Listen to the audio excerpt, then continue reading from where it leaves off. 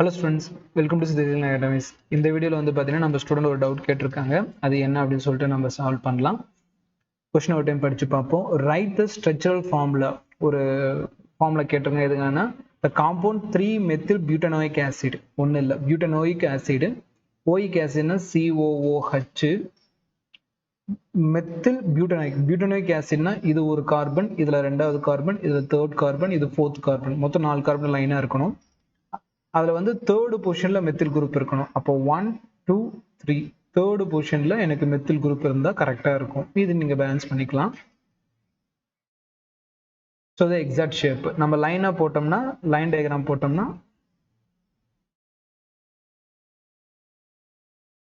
இது வந்து பார்த்தீங்கன்னா இந்த மெத்தில் குரூப்பு, இது வந்து பார்த்தீங்கன்னா இந்த மெத்தில் குரூப்பு, இது CH குரூப்பு, இது CH குரூப்பு. அப்போ இன்னொரு கோடு போட்டு இந்த பக்கம் டபுள் பாண்ட் O, இந்த பக்கம் ஒரு OH போட்டோம்னா சரியான ஷேப்.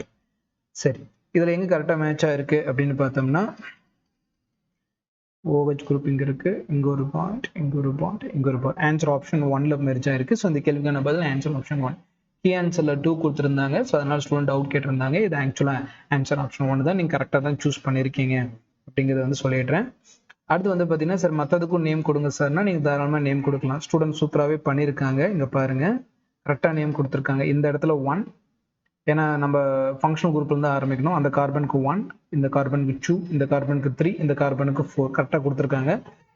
ஸோ மொத்தம் 4 கார்பன் இருக்குது. அப்போ இதுவும் ஒரு பியூட்டனோயிக் ஆசிட் தான். பியூட்டனோயிக் ஆசிட் தான். நல்லா பார்த்தீங்கன்னா ரெண்டாவது பொசிஷனில் மெத்தில் இருக்கும். அப்போ 2-மெத்தில் பியூட்டனோயிக் ஆசிட். தமிழில் அதே வார்த்தை தான். அடுத்து இதுக்கும் பேர் கொடுக்கலாம். 1, 2, 3, 4, 5 லாங் செயினை பிக் பண்ணிக்கணும். ஸோ லாங் செயினில் 5 இருக்குது. அப்போ இது பேர் பென்டனோயிக் ஆசிட். கரெக்டாக பார்த்தா தேர்டு பொசிஷனில் மெத்தில் இருக்குது. அப்போ 3-மெத்தில் பென்டனோயிக் ஆசிட். இதை பார்த்துடலாம். லாஸ்ட் இங்கே பாருங்கள், இந்த இடத்துல இதையும் பார்த்துடலாம். இந்த இடத்துல என்ன கொடுத்துருக்காங்க அப்படின்னு பார்த்தோம்னா இது 1, 2, 3ன்னு கொடுத்துடலாம். 3 தான் கொடுத்துருக்காங்க. ஸோ 3 கொடுக்குறப்ப நம்ம இந்த இடத்துல என்ன சொல்லணும்? ப்ரொப்பு, ஃபர்ஸ்ட் வந்து மெத்து, அதுக்கப்புறம் எத்து, அதுக்கப்புறம் ப்ரொப்பு. அப்படின்னா propionic acid. Propionic acid, propanoic acid. ரெண்டாவது பொசிஷனில் மெத்தில் இருக்கு. அப்போ 2-மெத்தில் ப்ரோபனோயிக் ஆசிட்.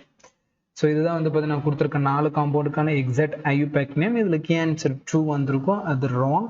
ஸோ ஆன்சர் ஆப்ஷன் 1ல் தான் கரெக்டாக இருக்குது. ரெண்டாவது ஆப்ஷனில் வந்து 2-மெத்தில் பியூட்டனோயிக் ஆசிட் தான் கரெக்டான ஒரு ஆன்சராக இருக்கும். உங்களோட டவுட் வந்து புரிஞ்சிருக்கும்னு நம்புகிறேன். இதே மாதிரி இன்னொரு டவுட் 7 கொஸ்டினில் மீட் பண்ணலாம். Thank you very much.